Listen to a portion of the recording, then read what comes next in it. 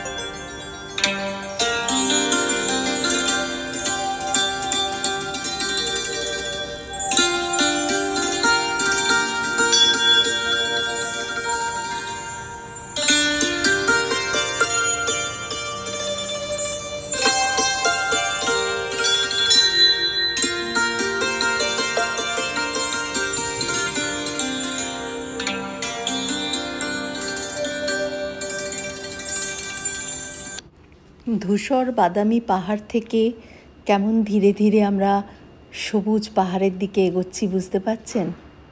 কি সুন্দর পরিবর্তন! এই সবুজ ক্রমশ ঘন হতে হতে একেবারেই সবুজের রাজ্যে প্রবেশ করব। কি অপূর্ব!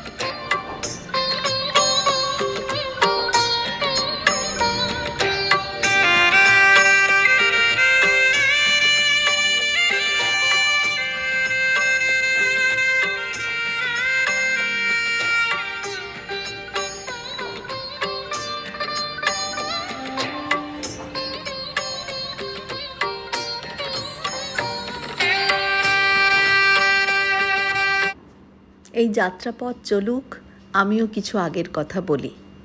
আজকে আমাদের সকাল সকাল প্রাতরাশ খেয়েই বেরিয়ে পড়লাম আমরা দার্চেন থেকে মানস সরোবর, কৈলাস, রাক্ষসতালকে বিদায় জানিয়ে আমরা এসে পৌঁছলাম তাকলাকোটে। আমাদের কিছু সহযাত্রীরা আগেই চলে এসেছিল, যারা খুব অসুস্থ হয়ে পড়েছিল তারা মানস সরোবর থেকে আগেই তাকলাকোটে চলে এসেছিল। ওরা তাকলাকোটে ছিল, তো ওনাদের একসাথে আমরা নিয়ে চললাম আমরা নেপাল চায়না বর্ডারের দিকে। নেপাল চায়না বর্ডারে যখন উপস্থিত হলাম তখন ঠিক সকাল 11টা। খুব বেশিক্ষণ লাগলো না, 33 জনের আধ ঘন্টার মধ্যেই হয়ে গেল। আমাদের ওখান থেকে, যেহেতু আমাদের নম্বর 1-2 ছিল, আমরাই প্রথম ঢুকলাম। কিছুই না, ব্যাগটা স্ক্যানারের মধ্যে দিয়ে পাস করালো আর আমাদের পাসপোর্টটা ভালো করে দেখে স্ট্যাম্প মেরে ছেড়ে দিল।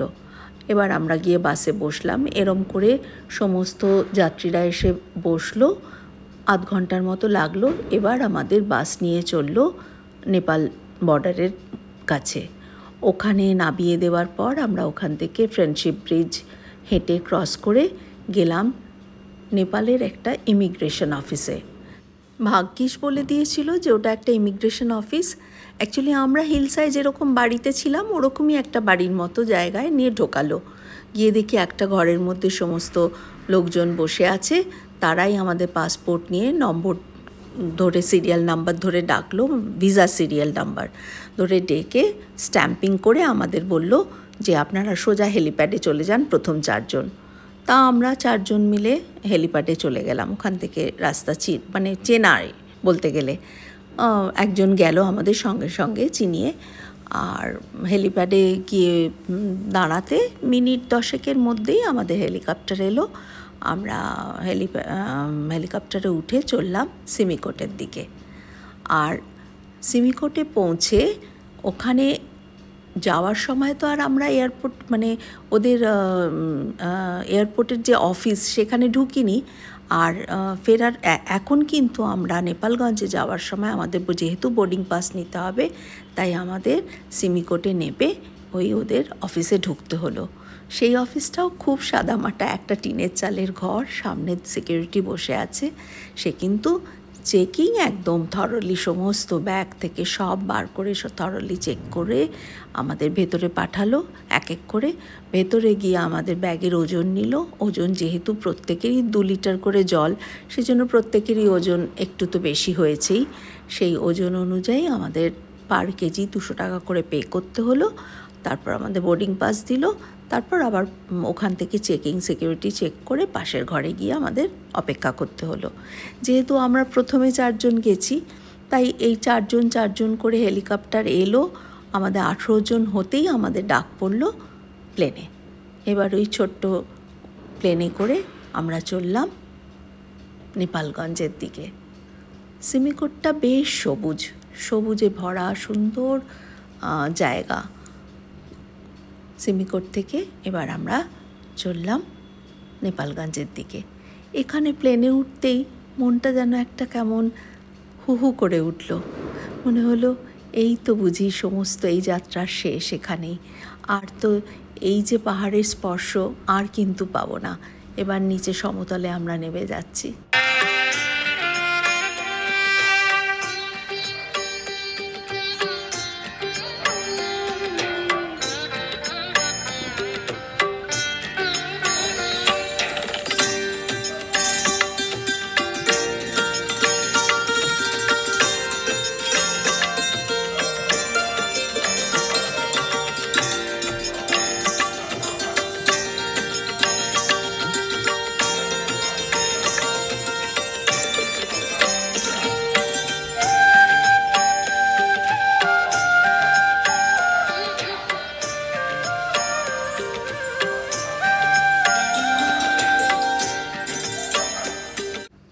কোনো একটা কারণবশত আমাদের হেলিকপ্টার নাবার কিছুতেই সিগন্যাল পাচ্ছিল না পাইলটরা। ওই জন্য ক্রমশ একই জায়গায় গোল গোল করে 3-4 ঘুরিয়েছে। অনেকক্ষণ, বলতে গেলে মিনিট 5-10 এক্সট্রা লেগেছে ওইখানে সিগন্যাল না পাওয়ার জন্য। তারপরে সিগন্যাল পেতে আমাদের হেলিকপ্টার নামলো। আগে হেলিকপ্টারে প্যাসেঞ্জার সংখ্যা 5 জন হতো আর একজন পাইলট। এখন এই নানা রকম দুর্ঘটনার কারণে খুব সচেতন হয়ে সামনে 2 জন পাইলট বসে আর পেছনে 4 জন যাত্রী। এটা একদম বাধ্যতামূলক আর কোয়াইট সেফ। মানে আমি ফিরে আসার পর অনেকেই আমাকে জিজ্ঞাসা করেছে যে বাবা ভয় লাগেনি, পাহাড়ে খুব অ্যাক্সিডেন্ট হয়, এ হয়। কিন্তু আমি তো আমার নিজের কখনো আনসেফ বলে মনে হয়নি। আর এত হেলিকপ্টার নামা ওঠা দেখেছি ওই খানিকক্ষণের মধ্যে, একদম সেফ, মানে কোনো রকম ভয় নেই। খুব সুন্দর, 2 জন করে পাইলট নিয়ে যাচ্ছে, কোনো রকম একজনের মুখেও শুনিনি যে না তাদের মনে হয়েছে যে এটা আনসেফ। তাই বলে রাখি, যথেষ্ট সেফ। খুব সুন্দরভাবে এই হেলিকপ্টার আর প্লেনে করে কৈলাস যাত্রা যারা করবে তারা কিন্তু অনায়াসেই করতে পারে। তাদের ওই বাসের থেকে এটা অনেক সহজ পন্থা আর কি বলতে গেলে।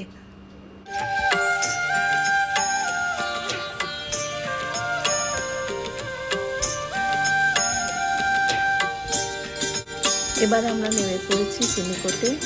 সিমিকোট থেকে আমরা ফ্লাইটে আসবো নেপালগঞ্জ।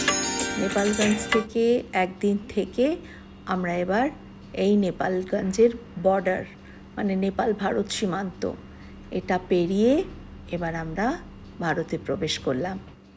ভারতে প্রবেশের সাথে সাথে আমাদের এই যাত্রার সমাপ্তি হলো।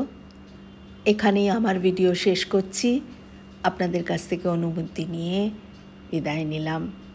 আবার দেখা হবে অন্য কোনো পর্বে।